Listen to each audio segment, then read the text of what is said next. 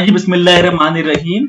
ये हमारा third chapter है कैश बुक के नाम से, क्योंकि हम लोग एंट्रीज कर चुके हैं, टी अकाउंट्स कर चुके हैं, ट्रायल बैलेंस कर चुके हैं, बैंक रिकंसिलिएशन कर चुके हैं। एटलीस्ट हम लोगों ने 40 to 45 मार्क्स का कर लिया। आज 15 मार्क्स का करेंगे तो हमारा कैश बुक भी खत्म हो जाएगा, तो 60 मार्क्स का हो जाएगा। तो कैश बुक हम क्यों बनाते हैं, पहले उसके बारे में बात कर लेते। कैश बुक की जरूरत क्यों पेश आती है। ये जो क्वेश्चन है ये 1997 का है, बहुत पुराना क्वेश्चन है, लेकिन आपको पूरा क्वेश्चन समझने में बड़ी आसानी होगी। ये क्वेश्चन है, ये आप 5 फेयर से भी देख सकते हैं, अपने जो 25 है उसमें भी देख सकते हैं। हम स्टेप की सोल्यूशन में आते हैं, सोल्यूशन से आपको पूरी चीजें समझ में आना शुरू हो जाएंगी। तो ये असल में इसका पैटर्न है या फिर इसका फॉर्मेट है। सबसे पहले हमारे पास डेट होती है, फिर particular, post, references, discount, cash और बैंक। ये इसका हाफ पार्ट हो गया। ये डेबिट साइड है, इसका मतलब है ये पैसे हमारे पास आ रहे हैं, यानी जो पैसे हमारे पास आएंगे, पैसे से मुराद मेरी कैश भी है और बैंक भी है। जो पैसे बैंक में आएंगे या कैश की सूरत में आएंगे वो हम डेबिट साइड में रिकॉर्ड करेंगे, यानी लेफ्ट साइड में।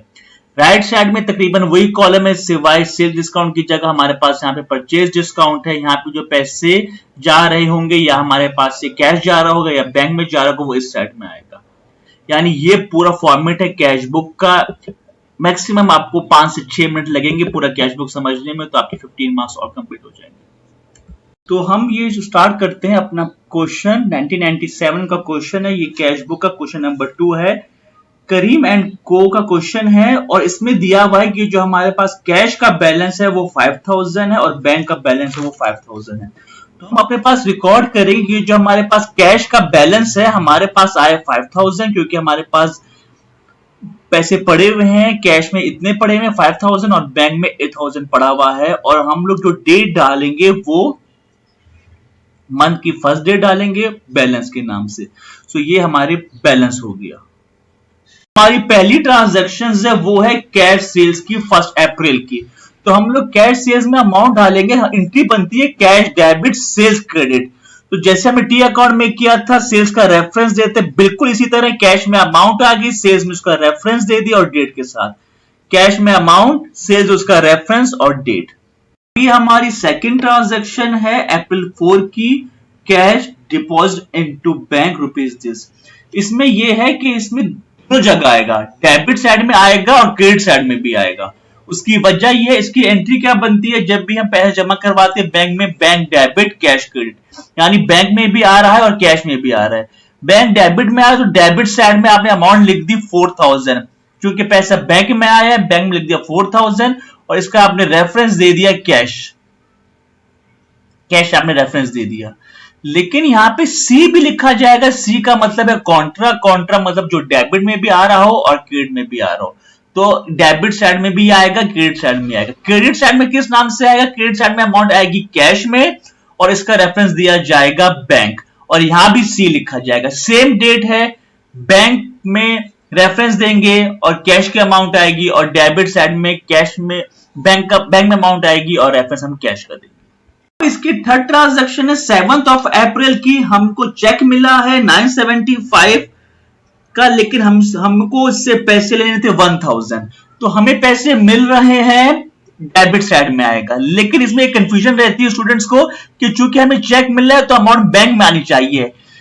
बेशक हमें चेक मिला है, लेकिन अभी तक हमने ये चेक बैंक में जमा नहीं करवाया, तो इसीलिए अभी तक अमाउंट कैश में आएगी। तो हमने कैश में अमाउंट लिखेंगे 975, कैश में अमाउंट लिखा आपने 975 और 25 रुपीज का आपने डिस्काउंट दिया है, क्योंकि आपको 1000 लेने थे, आपने 975 लिए, 25 का डिस्काउंट दिया है।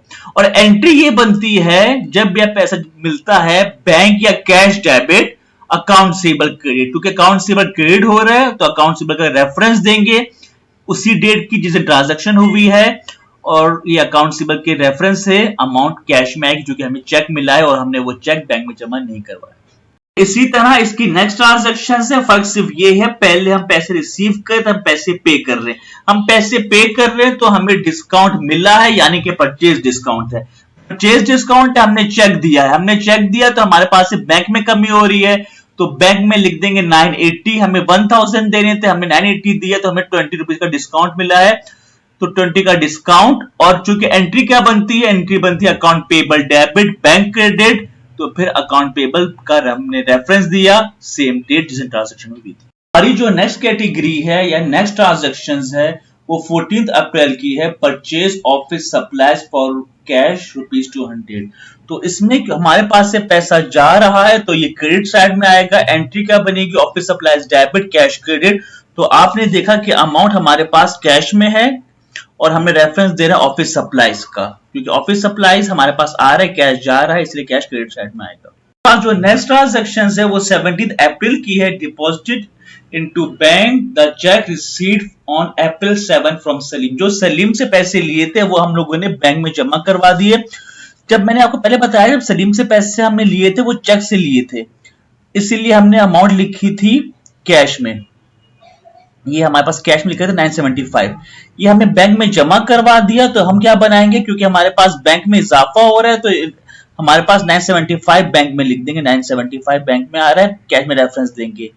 और यही अमाउंट क्रेडिट साइड में भी आएगी 975, क्योंकि हमारे पास से बैंक आ रहा है, कैश जा रहा है, कैश 975, और सी दोनों में लिखेंगे क्योंकि काउंटर एंट्री है।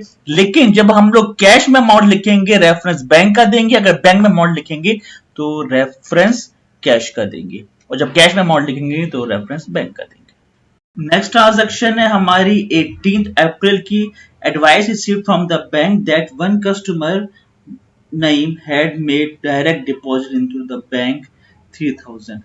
यानी कस्टमर ने डायरेक्टली हमारे बैंक में पैसे जमा करवा दिया है। इसका मतलब है कि पैसे हमारे पास आ गए, बैंक में आए तो बैंक में लिख देंगे 3000।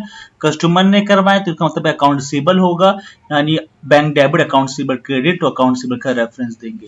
हमारी नेक्स्ट ट्रांजैक्शन है अप्रैल 23 की, withdraw from bank 400 for private use and 600 for office use. अगर प्राइवेट यूज के लिए होगा तो फिर ड्राइंग आएगा, ऑफिस यूज के लिए होगा तो फिर कैश आएगा। यानी हमने विड्रॉ किया है ड्राइंग डेबिट और बैंक क्रेडिट, लेकिन सेकंड में हमारे पास से हमने बिजनेस के लिए यूज किया है, बिजनेस के लिए विड्रॉ किया है, तो फिर कैश आएगा, रेफरेंस बैंक का देंगे, और इसके डेबिट साइड में अमाउंट आ जाएगी, क्योंकि कैश में अमाउंट आएगी, हमने कैश में अमाउंट लिख दी और रेफरेंस बैंक का देंगे, क्योंकि दोनों में जगह आ रहा है तो सीसी मतलब काउंटर दोनों में आएगा। नेक्स्ट ट्रांजैक्शन है 25 अप्रैल की, सोल्ड मर्चेंडाइज फॉर कैश ₹3000। हम लोगों ने 3000 में सामान बेचा है, हमारे पास 3000 आ रहे हैं, तो 3000 डेबिट साइड में आएंगे, रेफरेंस देंगे हम सेल्स का, क्योंकि सेल्स की वजह से हमें 3000 मिल रहे हैं। कैश मिल रहा है तो 3000 लिखेंगे, और सेल्स की वजह से मिल रहा है तो सेल्स का रेफरेंस है। ट्रांजैक्शन है 27 अप्रैल की, paid for rent expense cash ₹400। हम लोगों ने 400 दिया है कि हमारे पास से कैश जा रहा है, तो हम कैश में अमाउंट लिखेंगे क्रेडिट साइड में। किसकी वजह से जा रहा है, एक्सपेंस की वजह से जा रहा है, उसकी एंट्री क्या बनती है, expense debit cash credit. So rent expense उसका रेफरेंस आ गया और अमाउंट कैश में आ गई। 29 अप्रैल की है, पेड सैलरीज बाय चेक ₹1500। हमने चेक दिया है, हमारे पास से बैंक जा रहा है, यानी क्यों जा रहा है, सैलरीज की वजह से जा रहा है। सैलरीज एक्सपेंस का रेफरेंस देंगे, और हमारे पास 1500 जा रहे अमाउंट बैंक में इसलिए आएगी क्योंकि हम चेक दे रहे हैं।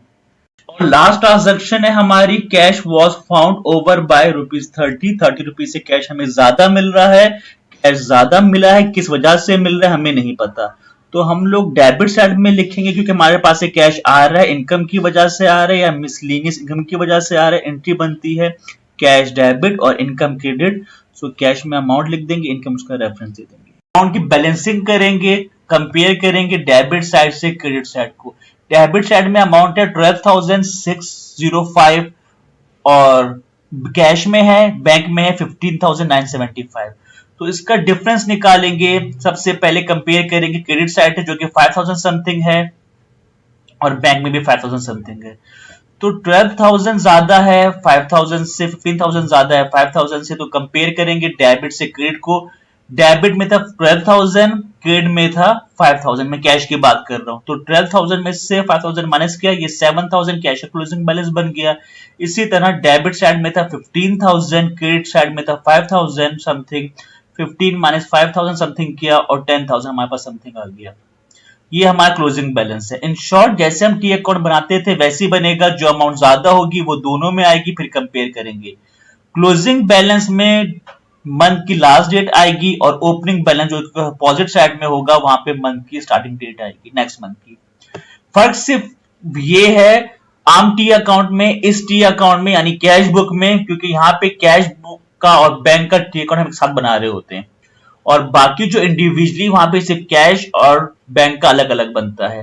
तो अगर आपको एंट्रीज आती हैं, टी अकाउंट्स आता है, तो ये बिल्कुल उसी की तरह है। और अगर आपको वो नहीं भी आता तब भी आप ये कर सकते हैं, जो पैसा आ रहा है वो डेबिट साइड में होगा यानी लेफ्ट साइड में, जो जा रहा है वो क्रेडिट साइड में होगा, और आखिर में क्लोजिंग कर लेंगे।